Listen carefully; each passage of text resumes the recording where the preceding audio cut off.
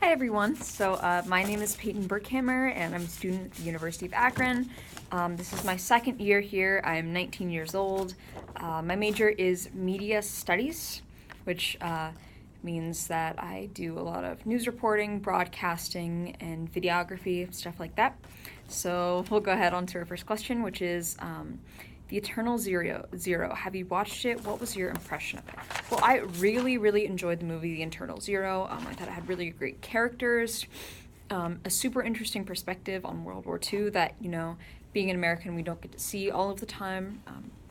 Showed really cool things about Japanese culture that we've read about, things like Bushido and a lot about Japanese groupism. And I think it took away some of my misconceptions that I had as an American about kamikaze pilots in Japan.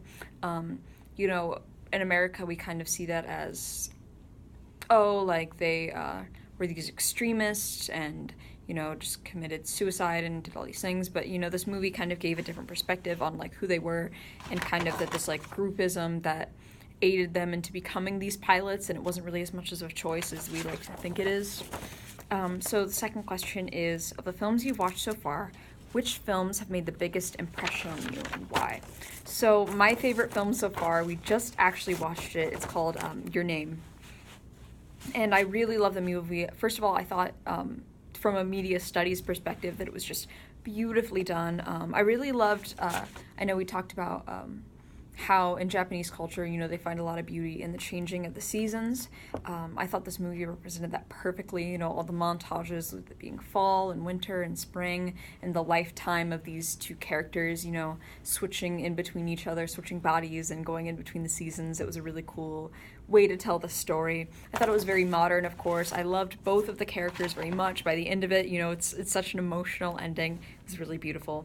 And our whole class got to go to a movie theater we have at the university and watched it on the big screen, which is always fun, instead of watching it in just a classroom. So that was a really good time. I really liked that movie as well. All right, so the third question's, what concepts were most interesting to you when compared to American culture? Well, one of the things I really enjoyed was the Japanese sense of beauty. I thought that was really different from American sense of beauty.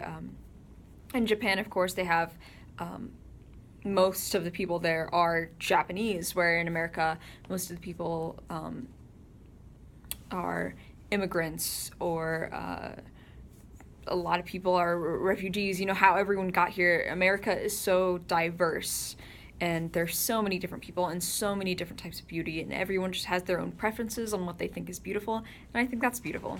We find beauty in uniqueness and diversity, and that's really interesting and specific to American culture, I think.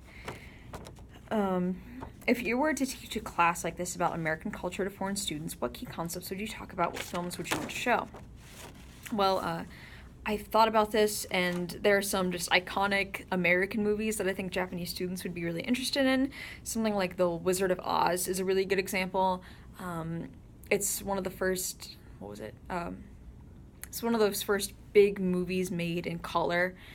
Has Judy Garland starring in it. It's just very visually vibrant and beautiful and strange, and it's all about this girl who gets transported into this different world and has to find her way out and find her way back home. And she meets all these weird, interesting characters on the way.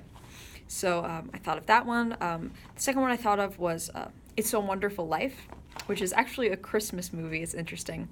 But it's an old black and white movie about this man who is sad about life and doesn't really know what direction he wants to go. So he tries to kill himself. And before that, this angel comes down and kind of shows him what his life would be like if he had never been born at all. And so the movie itself goes through again all of this, and he kind of realizes, what an impact he's made on everyone that he's ever known.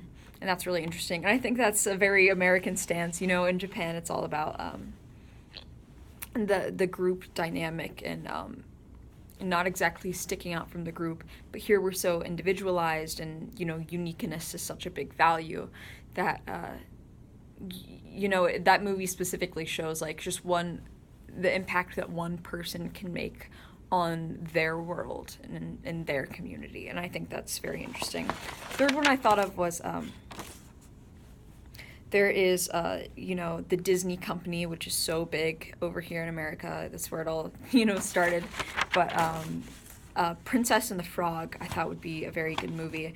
This is a story about a woman who is trying to live up to the American dream, and the dream being that you can work super hard and get wherever you want and be whatever you want to become. So she wants to own a restaurant and make her own food, and so she's trying to work up to this dream, and she's working so hard, and then she turns into a frog with this prince, and they have to go on this huge journey to try to find out how to become human again and live out their lives, these two very different characters, and end up falling in love at the end of it. But it's set in Southern America, and it's very reminiscent of that area, and also very Disney, which is a very American, company. The Disney princesses, which are so famous. And again, just talks about this American dream that is so intrinsic to our culture and our society. Well, that's all the thoughts that I had. Thank you so much.